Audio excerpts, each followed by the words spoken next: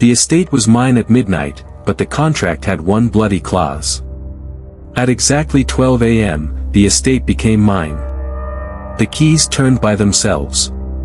The front door creaked open without a single breath of wind. I stepped in, thinking I had inherited luxury, but I had unknowingly signed away something else. There was one clause, written in faded red ink. A single sentence that wasn't there before midnight.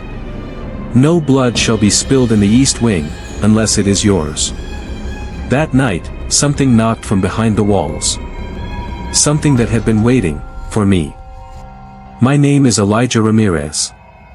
I never believed in curses, blood contracts, or haunted estates. Until I inherited one. It was supposed to be a dream, a mansion left behind by a great uncle I never met. No heirs, no taxes, no questions asked. Only one rule, sign the contract exactly at midnight. The lawyer was late. The pen felt warm. The paper smelled like rusted metal.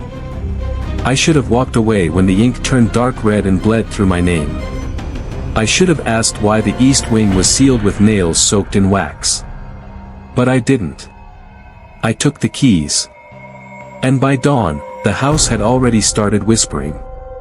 What I didn't know was that I hadn't inherited the estate. It had inherited me.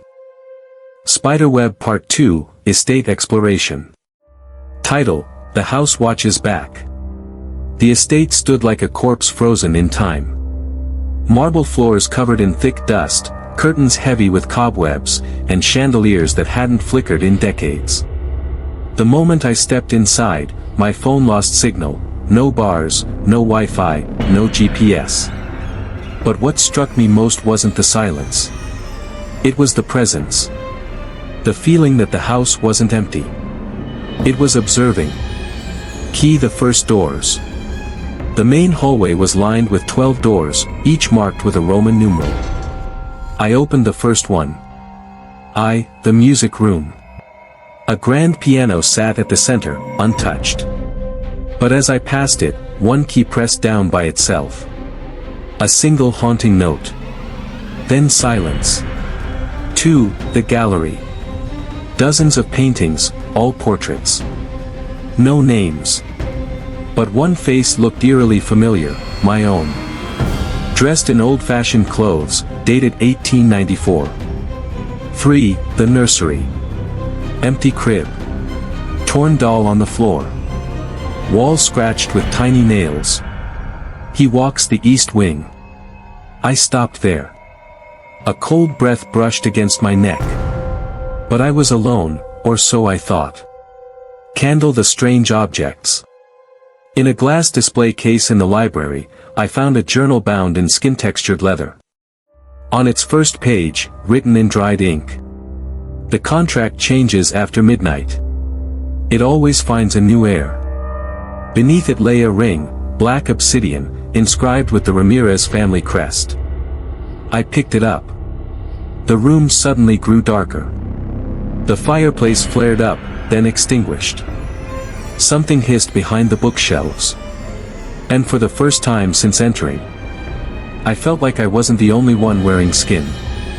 Scroll the map and the East Wing. Tucked in a drawer behind the main stairwell, I found a hand-drawn map of the estate. Every room was marked, except the East Wing. That entire section had been erased with furious black strokes. I checked the hall again. The East Wing entrance was sealed shut, the door carved with a wax seal and the words: "No entry before sunrise. No entry after blood." Something scratched from the inside. Not loudly, just enough to be heard. I backed away. And then I saw it. Footprints. Small. Barefoot. Leading from the East Wing door, to where I was standing. Skull and Crossbones Part 3, The Bloody Claws. Title: It wasn't just ink, it was blood. The estate was beginning to breathe around me. Wood creaked like bones. Curtains swayed without wind. Mirrors reflected more than just my body, they showed things standing behind me that vanished when I turned around. Still shaken from the footprints, I returned to the study where the contract had been signed. That's when I saw it. The contract wasn't where I left it. It had moved, onto the floor, open to the final page. New text had appeared, handwritten in the same dried red ink. Clause 13, if the heir breaks any seal before sunrise, blood must be paid, first theirs, then the rest. I never saw a 13th clause before. It hadn't been there when I signed. Drop of blood, the signature that moved. I bent closer. My signature at the bottom of the page had changed position. It was no longer next to the original legal terms. It had bled upward, into the 13th clause. And beside it, in faint smaller script. The ink must come from the soul of the living. My hand started to ache. I looked at my palm. A thin cut had opened across it, and blood was dripping. Onto the exact spot where the new clause was written. I backed away in horror. The ink was my blood. Mantelpiece clock, midnight comes again. A long grandfather clock in the hallway chimed once. It was exactly 1 a.m. But I had just checked, only a few minutes had passed. The house wasn't following time anymore. It was bending it. Stretching it. Rewinding it. Trapping me in an eternal cycle until something was fulfilled. Then I heard the knocking again. From inside the east wing. This time, it wasn't subtle. 3 knocks. Then 2. Then 1. A rhythm, like someone calling me. Or summoning me. Fire, the fireplace whispers. I lit the fireplace, trying to ground myself. The flames turned blue. A face emerged inside it, eyes hollow, mouth sewn shut. It wasn't a hallucination. It whispered with no voice, only thoughts inside my skull. The first heir resisted. The second one burned. You, signed without reading. You are the third. My breath caught. There were 2 others before me. Who were they? Where are they now? The fire pulsed with one final thought. Their souls are in the East Wing. New Moon Part 4, The First Night. Title, The House Does Not Sleep. Night fell harder than usual. It wasn't just darkness, it was weight. Heavy, suffocating, pressing down on every window and wall. As if the house didn't want to let light in, or let me out. By 11:30 p.m., the estate changed. The ticking clocks reversed direction. All mirrors fogged over, even though the air was freezing. The air smelled like wet soil and burnt hair. And I wasn't alone anymore. Strange reflections.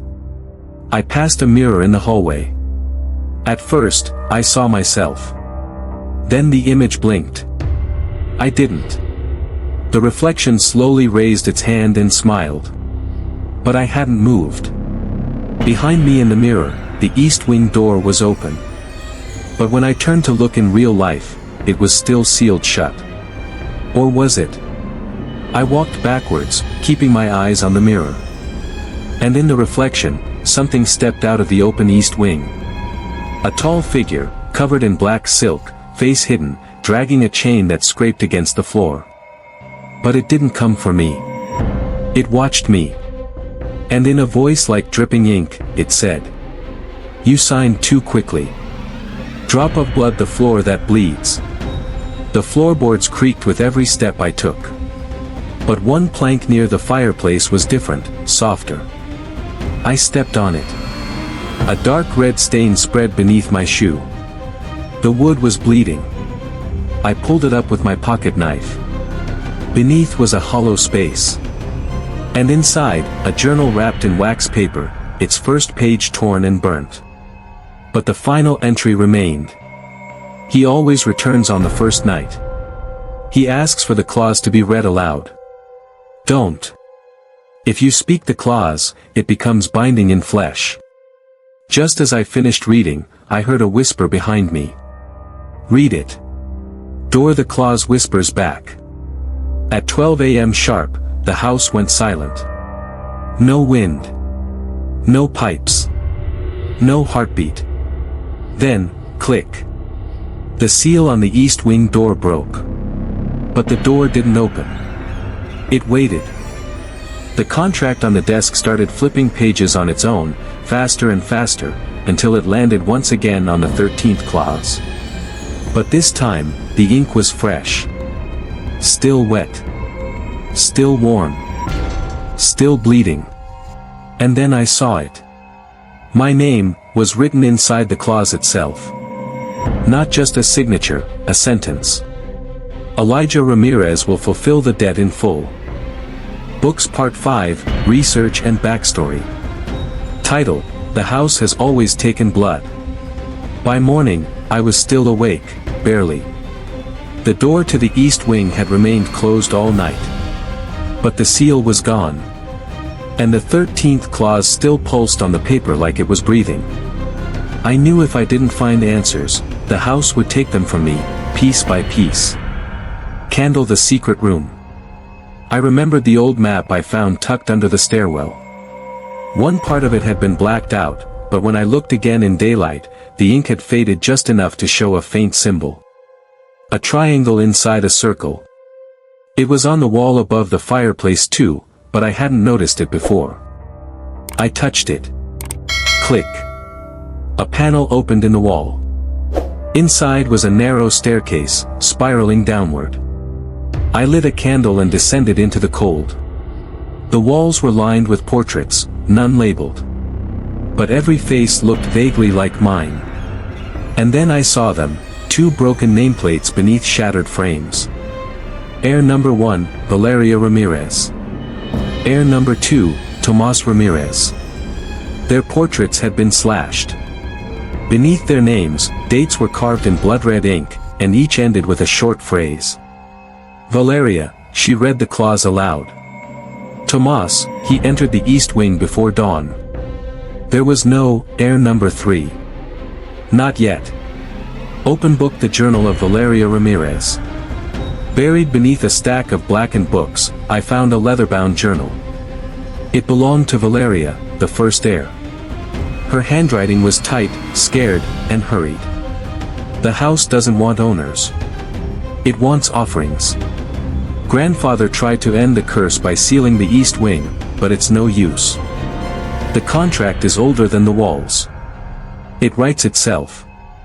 Every heir is bound the moment they sign, whether they read it or not. She mentioned a ritual. One that must be done within the first 7 days to sever the clause.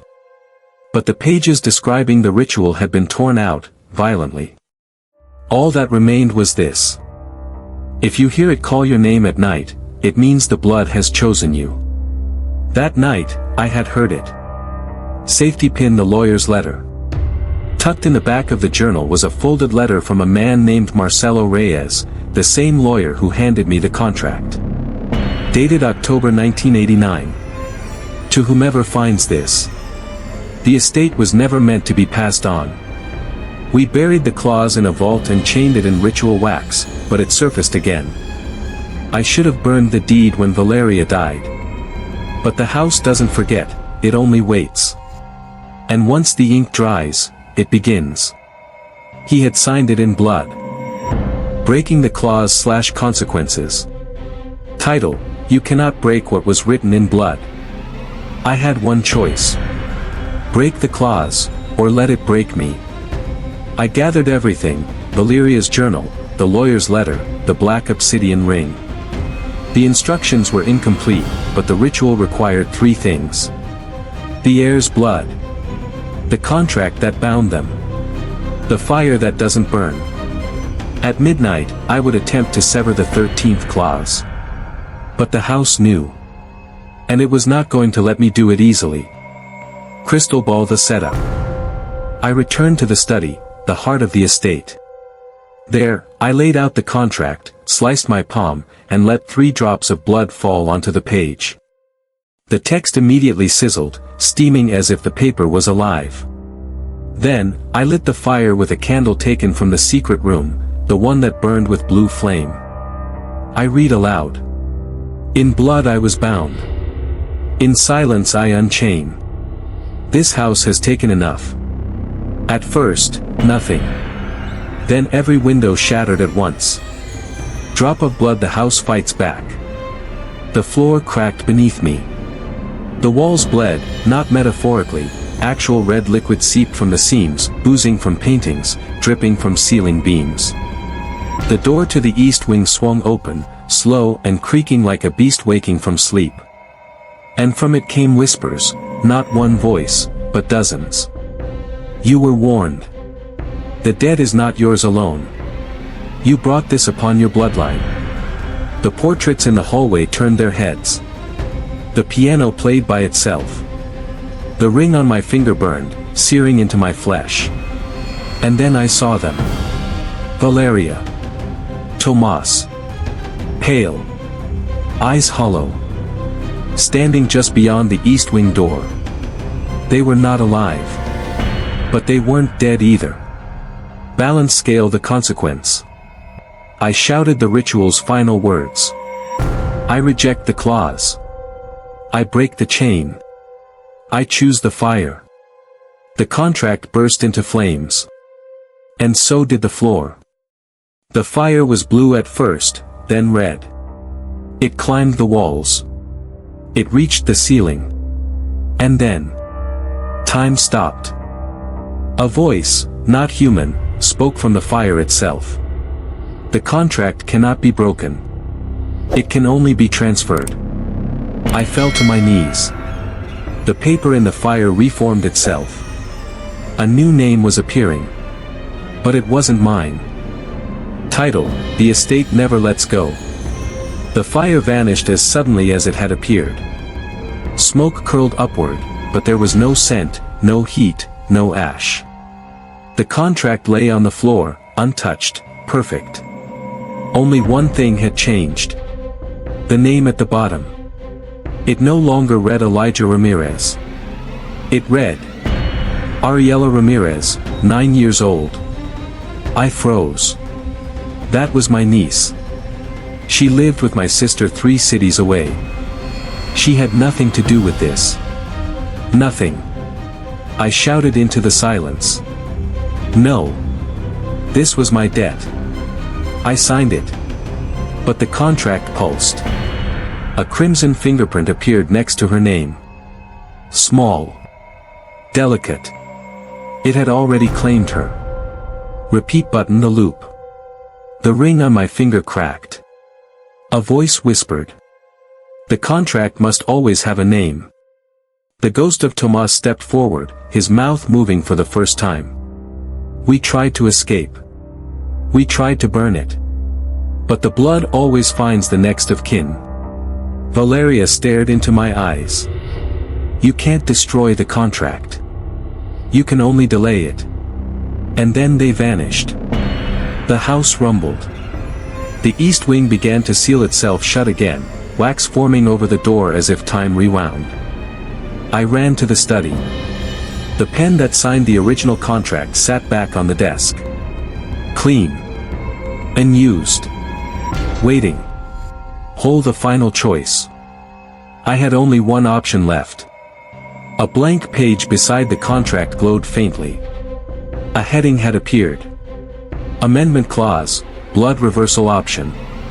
Below it, 3 lines. Name of current heir, Ariella Ramirez. Name of replacement, blank. Signature of original heir, blank. I understood what it meant. If I signed again, I could take her place. But I had to do it willingly. This time, the contract demanded consent in full awareness. My hand trembled. The pen rolled toward me on its own. I picked it up. I signed. The ink bled into my veins instantly. Change the new clause. The house sighed. As if it had been fed. The walls calmed. The light steadied. The east wing went dark again.